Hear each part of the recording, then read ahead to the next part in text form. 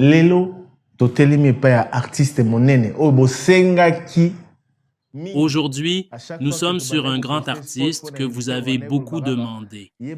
Chaque fois que nous étions en train de poster les pubs, vous nous demandiez à quand son tour. Eh bien, nous sommes maintenant chez lui.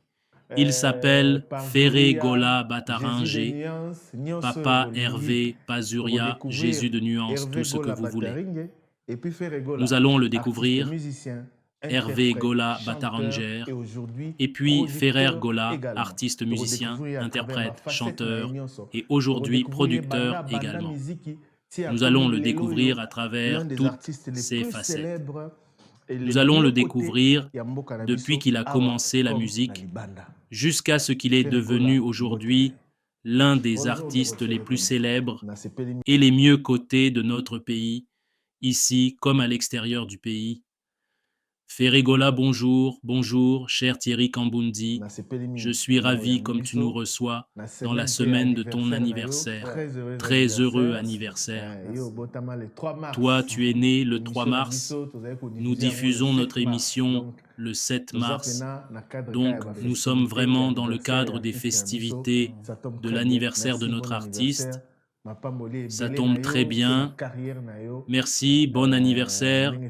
Beaucoup plus de bénédictions sur toi et dans ta carrière, comme tu fais plaisir aux gens.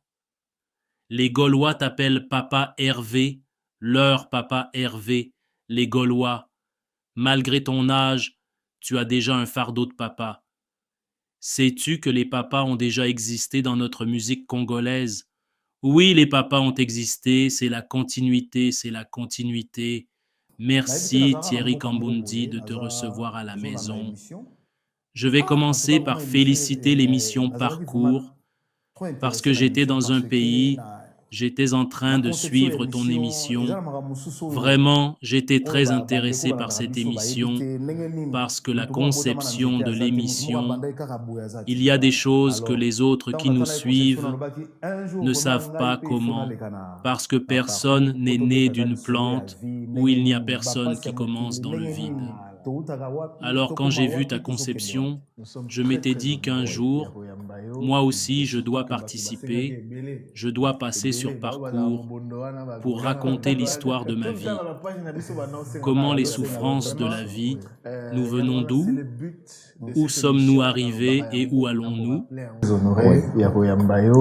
Et surtout que bato basengaki ebele bao bazala mobondo wana bagolwana bagoloise tout le temps na bapage na biso banaosengaka vraiment. Nous sommes très très honorés de te recevoir et surtout que beaucoup de gens ont demandé.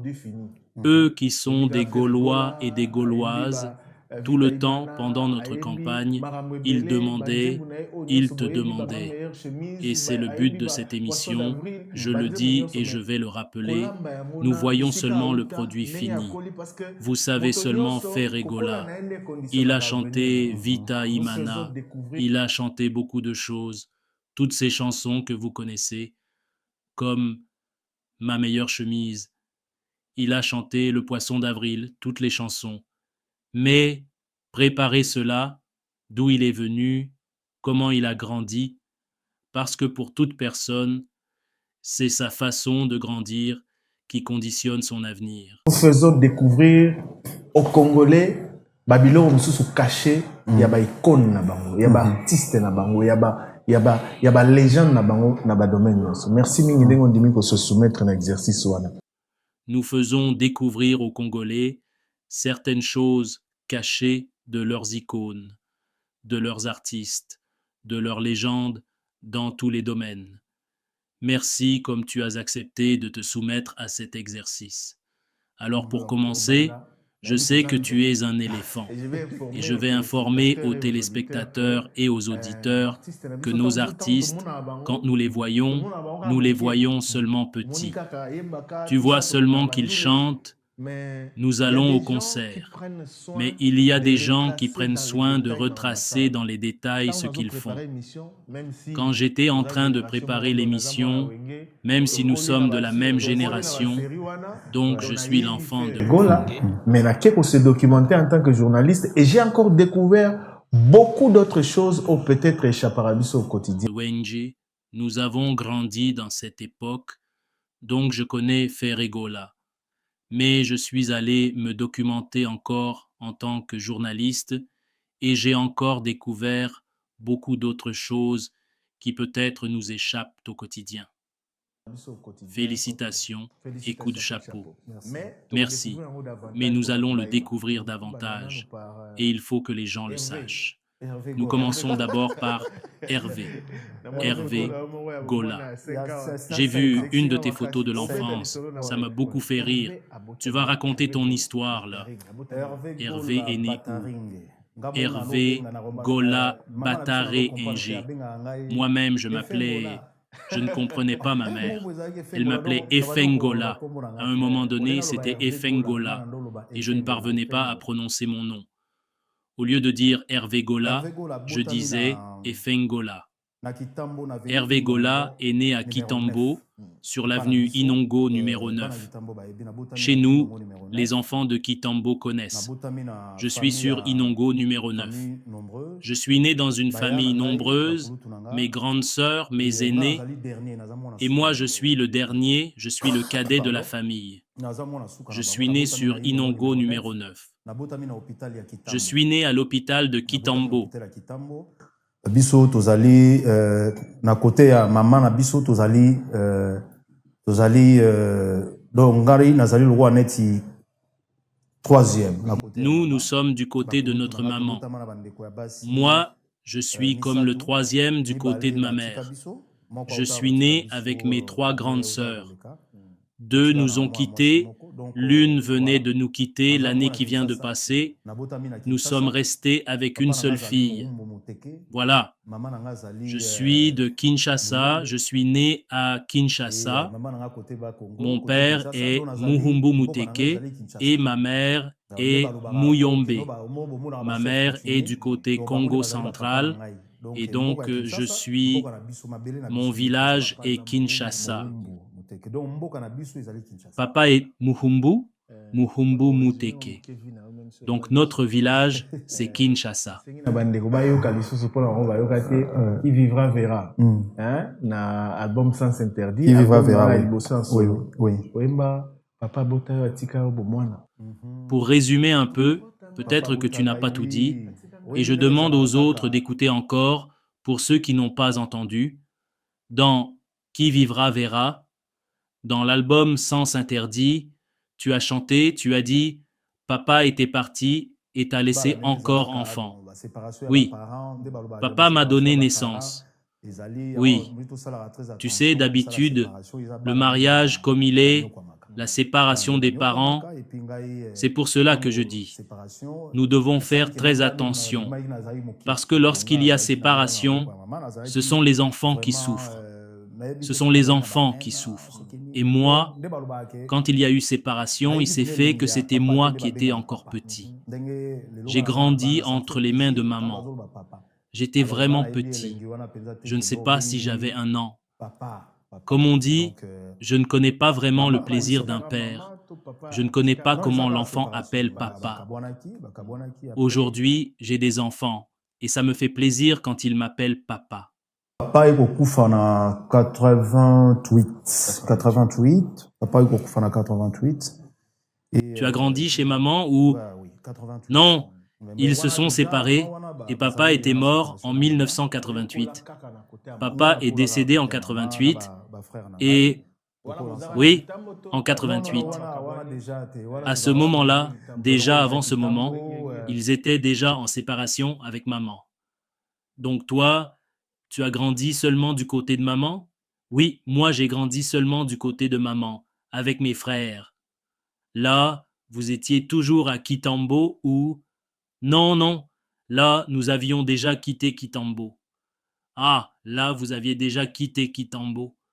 Oui, nous avons quitté Kitambo. Nous sommes partis.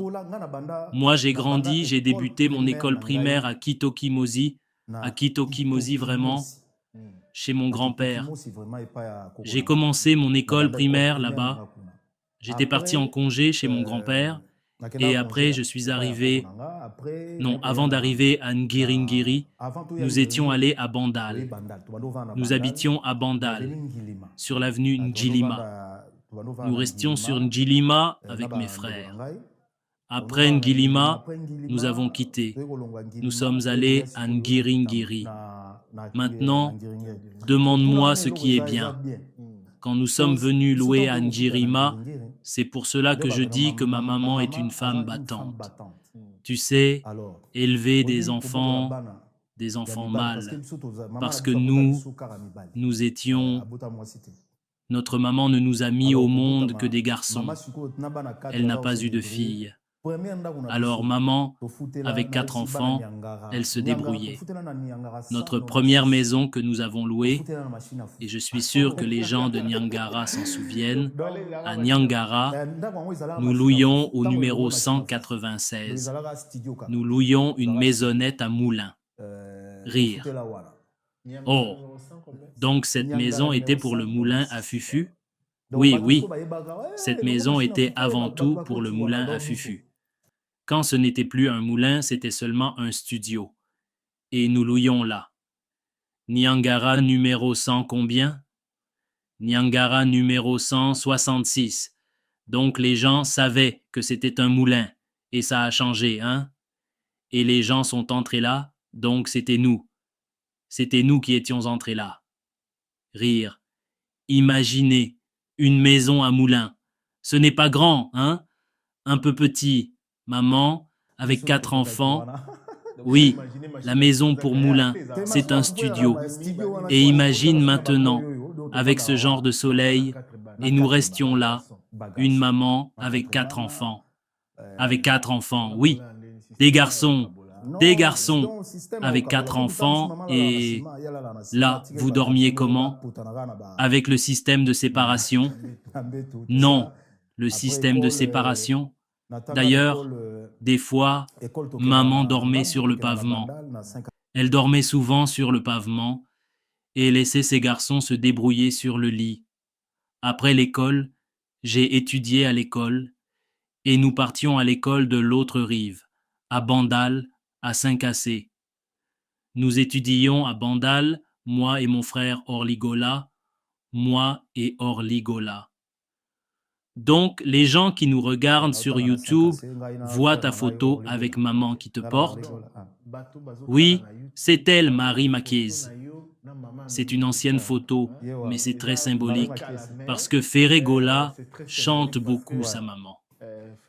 Je crois que dans son histoire, vous allez découvrir pourquoi il est plus attaché à maman et il chante beaucoup maman. Oui, oui. En même temps, il regarde la photo de maman et il regarde aussi ta photo de quand tu avais 5 ans. Oui, oui, de 5 ans. Cette photo, à ce moment-là, je pleurais. En fait, nous partions pour se faire délivrer une carte d'identité. À cette époque, c'était des cartes d'identité vertes qui étaient en vogue. À l'époque de Mobutu, oui, à l'époque de Mobutu. On m'a amené là, on m'a réveillé très tôt. Le jour en question, c'était le matin. On venait de me laver et avec cette colère, je pleurais en cours de route. Rire.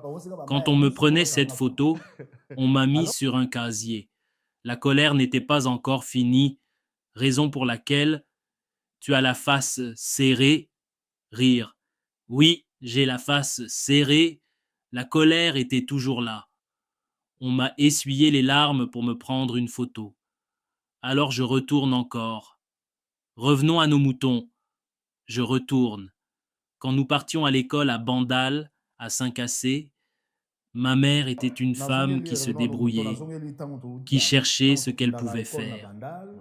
Elle faisait quoi? Le petit commerce? Oui, seulement le commerce. Elle cherchait quoi faire.